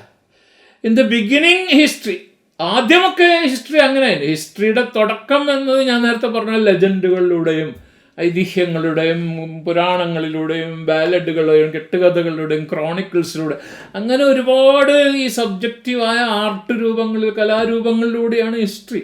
പക്ഷെ ഇന്ന് നമ്മൾ മോഡേൺ ഹിസ്റ്ററി എന്നത് സയൻസ് ആണെന്ന് ഒട്ടുമിക്ക പേരും ഏകദേശം എല്ലാവരും തന്നെ സമ്മതിച്ചു കഴിഞ്ഞ ഒരു കാര്യമാണ്. ഇനി ഹിസ്റ്റോറിയോഗ്രാഫിയുടെ തുടക്കം നമുക്ക് ഇവിടെ ഇന്നത്തെ സെഷനിൽ അതിൻ്റെ തുടക്കം ഇടണം. ഹിസ്റ്റോറിയോഗ്രാഫി എന്നാൽ it is the history of history. ഹിസ്റ്ററിയുടെ ഹിസ്റ്ററി നോക്കുന്നതാണ് ഹിസ്റ്റോറിയോഗ്രാഫി എന്ന് പറയുന്നത്. ഹിസ്റ്ററി നമുക്ക് അറിയാം, ആ ഹിസ്റ്ററിയുടെ തന്നെ ഹിസ്റ്ററി നമ്മൾ പരിശോധിക്കാം. It is the method used by historians to develop history as an academic subject. ഞാൻ പറഞ്ഞല്ലോ 19th സെഞ്ച്വറിയിൽ അക്കാഡമിക് സബ്ജക്റ്റായിട്ട് ഹിസ്റ്ററിയെ പഠിപ്പിക്കേണ്ടി വരുമ്പോഴാണ് ഹിസ്റ്റോറിയോഗ്രാഫി എന്ന ആ ഒരു ഒരു കാറ്റഗറി അല്ലെങ്കിൽ ഡിസിപ്ലിൻ ഉയർന്നു വരുന്നത്. It is also the study of how history is written. അപ്പോൾ ഹിസ്റ്ററി എഴുതുക എന്ന് പറയാൻ ഞാൻ പറഞ്ഞ പോലെ ഹിസ്റ്ററി ഒരു നെറേറ്റീവായിട്ടാണ് വരിക, നെറേഷനാണ്. പക്ഷെ അതെങ്ങനെ എഴുതപ്പെട്ടു, എങ്ങനെയാണ് ഹിസ്റ്ററി എഴുതപ്പെട്ടത്, അതിൻ്റെ മെത്തേഡ്സുകൾ, അങ്ങനെ ഹിസ്റ്ററി എഴുതപ്പെടാനുള്ള മെത്തേഡ്സുകൾ എന്തൊക്കെയാണ്, ഏതൊക്കെ തിയറിയെ ബേസ് ചെയ്തുകൊണ്ടാണ് ഹിസ്റ്ററി എഴുതപ്പെട്ടത്, അതിൻ്റെ വ്യാഖ്യാനങ്ങൾ എന്തൊക്കെയാണ്, ഇൻ്റർപ്രിട്ടേഷൻസ്, മനസ്സിലായി? ഇങ്ങനെയൊക്കെ ചിന്തിക്കുമ്പോഴാണ് ഹിസ്റ്റോറിയോഗ്രാഫി എന്നത് റാദർ ദാൻ എന്നുള്ള നേരത്തെയുള്ള സ്ലൈഡിൽ ചേർത്ത് വായിക്കണം. Rather than just describing the happenings. അപ്പോൾ ഹാപ്പനിങ് ഇൻ ദ പാസ്റ്റിൻ്റെ നറേഷൻ പറയുന്നതിന് പകരം കുറച്ച് മുന്നേയുള്ള സ്ലൈഡിൽ അതിന് മെത്തേഡ്സ്, തിയറീസ്, ഇൻ്റർപ്രിട്ടേഷൻസ്, എങ്ങനെയാണ് റിട്ടൺ എന്നൊക്കെ ചിന്തിക്കുമ്പോഴാണ് ഹിസ്റ്റോറിയോഗ്രാഫി എന്നുള്ള ഒരു ഡിസിപ്ലിൻ വരുന്നത്. Historiography also analyses different schools like Marxist. Different schools ഉണ്ട് ഹിസ്റ്ററിയിൽ. മാർക്സിസ്റ്റ് സ്കൂളുണ്ട്, ഇസ്ലാമിക് ഉണ്ട്, കൊളോണിയൽ ഉണ്ട്. ഇതൊക്കെ ഹിസ്റ്ററിയുടെ ഡിഫറെൻറ്റ് സ്കൂൾസാണ്, മേഖലകളാണ്. സബാൾട്ടൺ എന്ന് പറയുമ്പോൾ ജൂനിയർ മിലിറ്ററി, ഇൻഫീരിയർ മിലിറ്ററി എന്നാണ്. ഇൻഫീരിയർ ആയിട്ടുള്ള റാങ്കുകളിലുള്ള ആളുകളുടെ ലഹളയും ഇപ്പോൾ കലാപങ്ങളും അങ്ങനെയുള്ളതിന് സബാൾട്ടൺ ഹിസ്റ്ററി എന്നുള്ള മേഖലയുണ്ട്. ഇങ്ങനെ ഒരുപാട് ഹിസ്റ്റോറിക്കൽ മേഖലകളിലുണ്ട്. അതൊക്കെ അനലൈസ് ചെയ്യുകയാണ് ഹിസ്റ്റോറിയോഗ്രാഫിയുടെ മറ്റൊരു ഡ്യൂട്ടി. അപ്പോൾ ഇൻ്റർപ്രറ്റ് സെയിം ഇവൻറ്റ്സ് ഡിഫറെൻ്റ്ലി എന്ന് വേണം. Historiography was established as an academic subject 5th century BC ഹെറോഡോട്ടസിൻ്റെ ഹിസ്റ്റോറീസ് എന്നുള്ള ബുക്കുണ്ട് ഹെറോഡോട്ടസിൻ്റെ. അത് 5th century BC.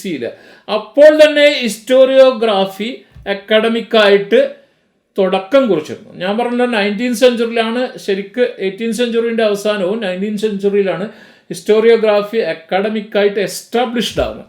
പക്ഷേ ഹെറോഡോട്ടസിൻ്റെ ഹിസ്റ്ററീസ് മുതൽ തന്നെ അതിൻ്റെ പ്രവണതകൾ ഉണ്ടായിരുന്നു 5ാം നൂറ്റാണ്ട് BC മുതൽ തന്നെ. അപ്പോൾ ഹിസ്റ്റോറിയോഗ്രാഫിയുടെ കീ ഫീച്ചേഴ്സ് ഒന്ന് മനസ്സിലാക്കി വെച്ചോളൂ. Analysis of interpretation. ഓരോ എവിഡൻസും അതിൻ്റെ ഇൻ്റർപ്രിട്ടേഷൻ തരും. ആ ഇൻ്റർപ്രിട്ടേഷൻ അനലൈസ് ചെയ്യണം. അങ്ങനെ അനലൈസ് ചെയ്യുന്നതാണ് പ്രധാനപ്പെട്ട ഹിസ്റ്റോറിയോഗ്രാഫറുടെ പ്രധാനപ്പെട്ട ഒരു ഡ്യൂട്ടി. മറ്റൊന്ന് examines how historians interpret events, what sources and methodologies they use. അപ്പോൾ ഹിസ്റ്റോറിയൻസ് ഓരോ സോഴ്സസും എങ്ങനെ കണ്ടെത്തി, അത് എങ്ങനെ വിശകലനം ചെയ്തു, അതിനവരുപയോഗിച്ച മെത്തഡോളജി എന്തൊക്കെയാണ്. ഇതാണ് ഹിസ്റ്റോറിയോഗ്രാഫർ ചിന്തിക്കുന്ന കാര്യങ്ങൾ. രണ്ടാമത്തെ കാര്യങ്ങൾ. മൂന്നാമത് സ്കൂൾസ് ഓഫ് തോട്ട്സ്. ഏത് പ്രത്യേക സ്കൂളിലാണ് ഈ ഹിസ്റ്ററി ഭാഗം, ഇതൊരു മാർക്സിയൻ ഹിസ്റ്ററി ആണോ, ഇതൊരു ഇസ്ലാമിക് ഹിസ്റ്ററി ആണോ, ഇത് ഞാൻ നേരത്തെ പറഞ്ഞ സബാൾട്ടൺ എന്ന് പറയുന്നത് അങ്ങനെ ഏതൊരു മിലിറ്ററി ഹിസ്റ്ററിയാണ്, പൊളിറ്റിക്കൽ. അപ്പോൾ ഏത് ഹിസ്റ്ററി സ്കൂളിലാണ് ഈ നറേഷൻ ഉൾപ്പെടുന്നത്, അങ്ങനെ ചിന്തിക്കുക. It identifies major traditions. ഇപ്പോൾ പ്രധാനപ്പെട്ട viewing of history cyclical view എന്ന് പറയുന്നത്. ഹിസ്റ്ററി ഏത് രീതിയിലാണ് വ്യൂ ചെയ്യപ്പെട്ടത്, cyclical view, cyclical pattern in cosmic process എന്ന് തന്നെ പറയാം. അത് പ്രോവിഡൻഷ്യൽ വ്യൂ ഉണ്ട്, മനസ്സിലായി? Providential view history as a working of divine. ഞാൻ പറഞ്ഞില്ല ഗോഡിൻ്റെ ഒക്കെ ഡിവൈൻ. അങ്ങനെ ലൈനിയർ ആയിട്ടുള്ള പ്രോഗ്രസീവ് വ്യൂ ഉണ്ടോ? സ്ട്രെയിറ്റ് ലൈനിലാണോ ഹിസ്റ്ററി ഇവിടെ അവതരിപ്പിക്കപ്പെട്ടിരിക്കുന്നത്? റിലേറ്റീവ് അല്ലെങ്കിൽ മറ്റൊന്നിനോട് കണക്റ്റഡ് ആയിട്ട് റിലേറ്റഡ് ആയിട്ടാണോ ഹിസ്റ്ററി അവതരിപ്പിക്കപ്പെട്ടിരിക്കുന്നത്? ഇതൊക്കെ ഹിസ്റ്റോറിയോഗ്രാഫർ നോക്കേണ്ടതാണ്. അപ്പോൾ അത് കഴിഞ്ഞിട്ട് നമുക്ക് ഫസ്റ്റ് റോമൻ ഹിസ്റ്റോറിയോഗ്രാഫി എന്നത് ഒറിജിൻസ് എന്നാണ്. ഒറിജിൻസ് എന്ന് പറഞ്ഞൊരു വർക്കാണ് ഹിസ്റ്റോറിയോഗ്രാഫിയെ സംബന്ധിച്ചിടത്തോളം നമ്മളെ ഫസ്റ്റ് വർക്കായിട്ട് നമ്മൾ കരുതുന്നത്. അത് കാറ്റോ the elder 2nd century BC origins എന്ന് പറഞ്ഞ വർക്ക് ഉണ്ടാക്കിയത്. അത് ഹിസ്റ്റോറിയോഗ്രാഫിയുടെ തുടക്കത്തിലുള്ള വർക്കായിട്ട് കരുതും. പിന്നെ ദ ബുക്ക് ഷൈജായ് എന്നൊരു ബുക്ക് സിമാ ടാൻ ആൻഡ് സിമാ കിയാൻ, ഇവർ ചൈനീസ് ഹിസ്റ്റോറിയോഗ്രാഫേഴ്സ് എഴുതിയൊരു ബുക്കാണ് ഷൈജായ് എന്നുള്ള ബുക്ക്. പിന്നീട് ഹിസ്റ്റോറിയോഗ്രാഫിയിൽ വന്നൊരു ബുക്കാണ്. 18th സെഞ്ച്വറി ആകുമ്പോൾ വോൾട്ടയർ ഉണ്ട്, ഡേവിഡ് ഹ്യൂം ഉണ്ട്, എഡ്വാർഡ് ഗിബ്ബൺ ഉണ്ട്. നമ്മൾ നേരത്തെ പറഞ്ഞ പോലെ മോഡേൺ ഹിസ്റ്റോറിയോഗ്രാഫിയുടെ തുടക്കമുണ്ടാക്കി. 19th സെഞ്ച്വറി ആകുമ്പോഴേക്ക് കാൾ മാർക്സും അതുപോലുള്ള പ്രമുഖരായ ആളുകളൊക്കെ ഹിസ്റ്റോറിയോഗ്രാഫിയിലേക്ക് വന്നു കഴിഞ്ഞു. ഇന്ന് നമുക്ക് there are new approaches like ഇന്ന് ഹിസ്റ്റോറിയോഗ്രാഫിയിൽ political history, social history, legal history, military history, paramilitary history, subaltern ഹിസ്റ്ററിയുടെ ഒക്കെ എക്സാമ്പിളാണ് പെസന്റ് റിവോൾട്ടൊക്കെ നിങ്ങൾ പഠിച്ചിട്ടുണ്ടാവും 1912. അതുപോലെ ഹിൽമർ റബല്യൻ എന്ന് പറയുന്ന 1839 സംഭവിച്ചു. ഇതൊക്കെ സബാൾട്ടൺ, ഇൻഫീരിയർ ആയിട്ടുള്ള പീപ്പിള്, താഴേക്കിടയിലുള്ള പീപ്പിള് മിലിറ്ററി ആയിട്ട് റബല്യൻ നടത്തുമ്പോഴാണ് നമ്മൾ സബാൾട്ടൺ എന്ന് പറയുന്നത്. ഇൻ്റലക്ച്വൽ ഹിസ്റ്ററി എന്ന് പറഞ്ഞ പുതിയ ഏരിയ ഒക്കെ ഉണ്ട് ഇന്ന്. ബയോഗ്രഫിക്കൽ ഹിസ്റ്ററി ഉണ്ട്, ലിറ്റററി ഹിസ്റ്ററി ഉണ്ട്, ലിംഗ്വിസ്റ്റിക്കൽ ഹിസ്റ്ററി, അങ്ങനെ ഒരുപാട് ഏരിയകൾ വന്നു കഴിഞ്ഞു. അപ്പം നമ്മളെ സംബന്ധിച്ചിടത്തോളം ഹെറോഡോട്ടസ് ആണ്, ഗ്രീക്ക് ഹിസ്റ്റോറിയനാണ് ഹിസ്റ്റോറിയോഗ്രാഫിയുടെ പ്രഥമ ലക്ഷണങ്ങൾ പ്രകടിപ്പിച്ച ആദ്യത്തെ ഹിസ്റ്റോറിയൻ എന്ന് പറയാം. വേണമെങ്കിൽ ഫാദർ ഓഫ് ഗ്രീക്ക് ഹിസ്റ്ററി എന്ന് ചോദിച്ചാൽ ഹെറോഡോട്ടസ് തന്നെ പറയണം. 484-425 BC അദ്ദേഹം. ഗ്രീക്ക് ഹിസ്റ്റോറിയനാണ്, ജിയോഗ്രാഫറും കൂടിയായിരുന്നു അദ്ദേഹം. റോമൻ സെസറോ ആണ് അദ്ദേഹത്തെ ഫാദർ ഓഫ് ഹിസ്റ്ററി എന്ന് വിളിച്ചത്. അപ്പോൾ ഫാദർ ഓഫ് ഹിസ്റ്ററി എന്നത്, ഫാദർ ഓഫ് മോഡേൺ ഹിസ്റ്ററി അങ്ങനെ പറയണ്ട, ഫാദർ ഓഫ് ഹിസ്റ്ററി എന്ന് മാത്രമായിട്ട് നമുക്കൊരാളെ പറയേണ്ടി വന്നാൽ ഹെറോഡോട്ടസ് എന്നാണ്. സയൻസ് ഹിസ്റ്ററി എന്ന് ചോദിക്കുമ്പോഴാണ് മറ്റേ ആളെക്കുറിച്ച് ഞാൻ നേരത്തെ പറഞ്ഞു കഴിഞ്ഞു നിങ്ങളോട്, ഫാദർ ഓഫ് സയൻറ്റിഫിക് ഹിസ്റ്ററി. ഇത് ജനറൽ ഹിസ്റ്ററിയുടെ ഫാദർ ആരാന്ന് ചോദിച്ചാൽ ഹെറോഡോട്ടസ് എന്നാണ്, നിങ്ങൾക്കറിയാം. അപ്പോൾ ഇദ്ദേഹത്തിന് ഫോർമേലി ഹാലികാർനാസസ് നെയിംഡ് ബോഡ്രം, മനസ്സിലായി? അപ്പോൾ ഇദ്ദേഹം റോമൻ ഒറേറ്റർ ആണെങ്കിലും അദ്ദേഹം ബോഡ്രം എന്ന് പറയുന്ന സ്ഥലത്താണ് ശരിക്ക് അദ്ദേഹം ജനിച്ചത്. ഫോർമർലി ഹാലികാർനസസ് എന്നതിന് പറയും. അപ്പോൾ ഇത് റോമൻ ഒറേറ്റർ സെസ്രോ, ഗ്രീക്ക് ഹിസ്റ്റോറിയനായ ഹെറോഡോട്ടസ്, അത് റോമൻ ഒറേറ്റർ സെസ്രോ അദ്ദേഹത്തെ ഫാദർ ഓഫ് ഹിസ്റ്ററി എന്ന് വിളിക്കുമ്പോൾ അദ്ദേഹം റോമൻ ആണെന്ന് നമ്മൾ സങ്കല്പിച്ചു പോകും. അതേസമയം അദ്ദേഹം റോമനും അല്ല. ഇനി അദ്ദേഹം ഗ്രീക്ക് ഹിസ്റ്റോറിയൻ ആണെന്ന് പറയുമ്പോൾ നമ്മൾ സങ്കല്പിക്കുന്ന ഇന്നത്തെ ഗ്രീക്ക് ഭാഗം അതുമല്ല. എന്ന് പറഞ്ഞാൽ ഇന്നത്തെ ഗ്രീക്കിൻ്റെ ഭാഗത്തും അല്ല അദ്ദേഹം ജനിച്ച സ്ഥലം. അദ്ദേഹം ജനിച്ച സ്ഥലം ബോഡ്രം എന്ന് പറയുന്നത് ഇന്നത്തെ തുർക്കിയുടെ ഭാഗത്താണ്. ഇന്ന് നമ്മൾ തുർക്കി എന്ന് വിളിക്കുന്ന ആ ഭാഗത്താണ് ഈ ബോഡ്രം എന്നുള്ള ഏരിയ ഉള്ളത്.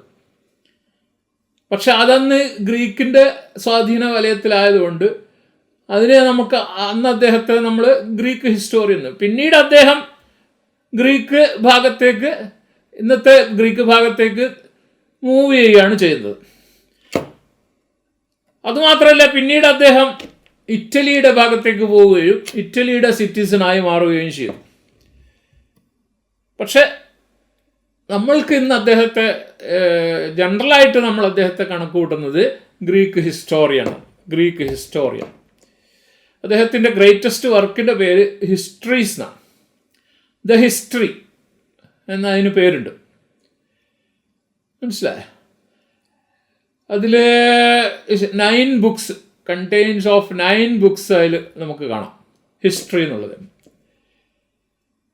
അതാണ് വെസ്റ്റേൺ ഹിസ്റ്ററിയുടെ ഫൗണ്ടിങ് സ്റ്റോണായിട്ട് നമുക്ക് ഇദ്ദേഹത്തിൻ്റെ ഹിസ്റ്ററീസ് എന്നാണ് ബുക്കിന് കാണാം. അദ്ദേഹത്തെ സംബന്ധിച്ചിടത്തോളം പാർഷ്യലി സയൻറ്റിഫിക്കും പാർഷ്യലി ഡിവൈൻലി കൺട്രോൾഡുമാണ് ഹിസ്റ്ററി. ഫുള്ളി സയൻറ്റിഫിക് അല്ല. പക്ഷെ എങ്കിലും ഹെറോഡോട്ടസിൻ്റെ അദ്ദേഹത്തെ സംബന്ധിച്ചിടത്തോളം അദ്ദേഹത്തിൻ്റെ വർക്കുകൾ നമ്മൾ ഇന്ന് ഹിസ്റ്ററിയുടെ തുടക്കമായിട്ട് നമ്മൾ കരുതുന്നു. ഹെറോഡോട്ടസിൻ്റെ വർക്കുകൾ ഹിസ്റ്ററിയുടെ തുടക്കമായിട്ട്, ഹിസ്റ്റോറിയോഗ്രാഫിയുടെ തുടക്കമായിട്ടൊക്കെ നമ്മൾ കരുതുന്നു. മനസ്സിലായി? അത് പറഞ്ഞു വരുന്നു. അപ്പോൾ അദ്ദേഹത്തിൻ്റെ ഹിസ്റ്ററീസ് എന്നുള്ള വർക്ക് അതിനു മുമ്പുള്ള ക്രോണിക്കിൾസും മിത്തുകളും ലെജൻഡുകളൊക്കെ റീപ്ലേസ് ചെയ്തുകൊണ്ട് കുറച്ച് റിയലിസ്റ്റിക് ആയി കാര്യങ്ങൾ പകുതി സയൻറ്റിഫിക് ആയിട്ട് എഴുതി കൊണ്ടുവന്നതാണ്. പേർഷ്യൻ എംപയറിൻ്റെ ഗ്രീക്കോ പേർഷ്യൻ വാറുകളെ കുറിച്ചൊക്കെയാണ് ആ പുസ്തകത്തിൽ വിവരിക്കുന്നത്. പിന്നെ ഓൾഡസ്റ്റ് മാനുസ്ക്രിപ്റ്റ് ഹിസ്റ്ററിയുടെ അത് ഫ്രം ബൈസാൻഡിയൻ പീരീഡിൽ 9th century 10th centuryയിലാണ് നമുക്ക് ഇന്ന് കിട്ടുന്ന ഓൾഡസ്റ്റ് അതിൻ്റെ മാനുസ്ക്രിപ്റ്റ്. അതിൻ്റെ കിട്ടാവുന്ന അവൈലബിൾ ആയിട്ട് നമ്മളെ ലൈബ്രറിയിൽ സൂക്ഷിച്ചിട്ടുള്ളത് അതിൻ്റെ 9th century 10th centuryയിലും കിട്ടിയ ബൈസാൻഡിയൻ പീരീഡിൽ കിട്ടിയ കോപ്പികളാണ് ഹിസ്റ്ററീസ് എന്നുള്ള വർക്കിൻ്റെ. യെസ്. അപ്പോൾ ഹെറോഡോട്ടസ് പേഴ്സണലി കണ്ടക്റ്റഡ് റിസർച്ച്, ഭയങ്കരമായിട്ട് ട്രാവൽ ചെയ്യുന്ന മനുഷ്യരായിരുന്നു അദ്ദേഹം. മെഡിറ്ററേനിയൻ കൾച്ചറിനെ കുറിച്ച് വളരെ വൈഡ് ട്രാവലിങ്ങിലൂടെ അദ്ദേഹം മനസ്സിലാക്കി.